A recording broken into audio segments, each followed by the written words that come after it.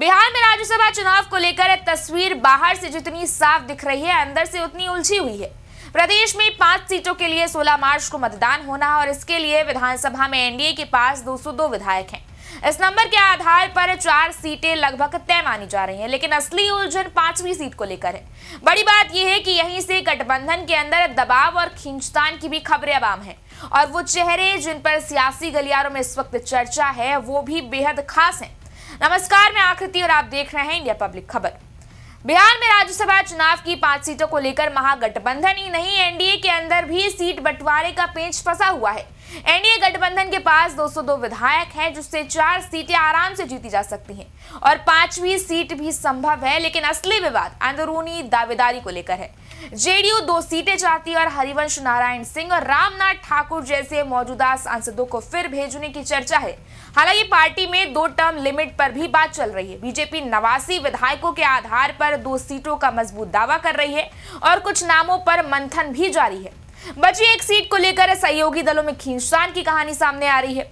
देखिए, एनडीए की 2 बड़ी पार्टियां भारतीय जनता पार्टी और जनता दल यूनाइटेड 2 सीटों पर दावा जता रही हैं। भाजपा के पास 89 विधायक हैं, इसलिए उसका दावा मजबूत माना जा रहा है।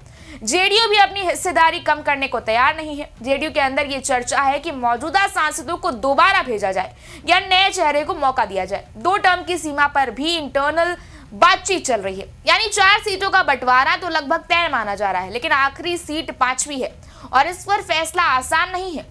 दरअसल 5वीं सीट पर ही कुल 4 दावेदार साफ तौर पर नजर आ रहे हैं। इनमें 3 नाम तो बिल्कुल ही बीजेपी जेडीयू के लिए टेंशन का कारण माने जा रहे हैं और चौथा नाम भी कोई कम महत्वपूर्ण नहीं है। सबसे ज्यादा विवाद बची हुई 5वीं सीट को लेकर है, जिसको लेकर एनडीए के छोटे सहयोगी दल मान रहे हैं कि अगर गठबंधन को मजबूत रखना है तो उन्हें भी सम्मानजनक हिस्सेदारी मिलनी चाहिए। राष्ट्रीय लोक मोर्चा के प्रमुख उपेंद्र कुशवाहा खुलकर कह चुके हैं कि विधानसभा चुनाव से पहले उन्हें राज्यसभा भेजने का भरोसा दिया गया था। वो अब उस कथित वादे की याद दिला रहे हैं। उनका संकेत है कि अब और उपेक्षा बर्दाश्त नहीं होगी। दूसरी तरफ जनशक्ति पार्टी के प्रमुख यानी कि चिराग पासवान की पार्टी भी बड़ी दावेदार बन के सामने आई है। एलजेपीआर ने 2025 के विधानसभा चुनाव में अच्छा प्रदर्शन किया था और इसी आधार पर वो भी 1 सीट पर दावा ठोक रही है। शुरू में चिराग पासवान की मां के नाम की चर्चा हुई, लेकिन उन्होंने तो साफ कहा है कि ऐसा नहीं होगा। इसके बावजूद उनकी पार्टी पीछे हटती नहीं दिख रही है। तीसरे दावेदार हैं हिंदुस्तानी आवाम मोर्चा के प्रमुख यानी कि जीतन राम मांझी। उन्होंने भी खुलकर 1 सीट की मांग रख दी है। उनका कहना है कि छोटे दलों को नजरअंदाज नहीं किया जाना चाहिए। और इन तमाम सारी अटकलों और हवाबाजी के बीच इस बार चर्चा में एक और बड़ा नाम है, भोजपुरी अभिनेता और पावर स्टार पवन सिंह। याद हो कि 2025 के विधानसभा चुनाव में उन्होंने भाजपा के लिए धुआंधार प्रचार किया था। उनकी सभाओं में भारी भीड़ देखी गई थी। तभी से चर्चा थी कि पार्टी उन्हें किसी बड़े मंच पर ला सकती है। अब राज्यसभा चुनाव की घोषणा के बाद उनका नाम संभावित उम्मीदवारों में लिया जा रहा है।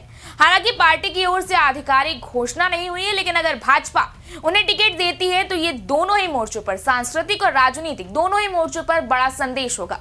इससे पार्टी युवाओं और भोजपुरी क्षेत्र में मजबूत संदेश भी देना चाह सकती है। नंबर गेम के हिसाब से देखें तो एनडीए की हालत मजबूत है। 4 सीटें आराम से निकल सकती हैं। 5वीं सीट के लिए कुछ अतिरिक्त समर्थन की जरूरत पड़ सकती है, लेकिन असली चुनौती विपक्ष नहीं बल्कि अंदरूनी संतुलन है, क्योंकि यहाँ मामला केवल 1 सीट का नहीं है। यह आने वाले समय की राजनीति, विधान परिषद की सीटों, मंत्री पदों और गठबंधन की मजबूती से भी जुड़ा है। ऐसे में अगर किसी छोटे सहयोगों को भी नजरअंदाज किया गया तो इसका असर आगे के चुनावों में साफ तौर पर दिखेगा। इस बारे में आपकी क्या राय है, आप हमें कमेंट सेक्शन में जरूर बताएं। इस वीडियो को लाइक करें, शेयर करें, चैनल को सब्सक्राइब करें। शुक्रिया।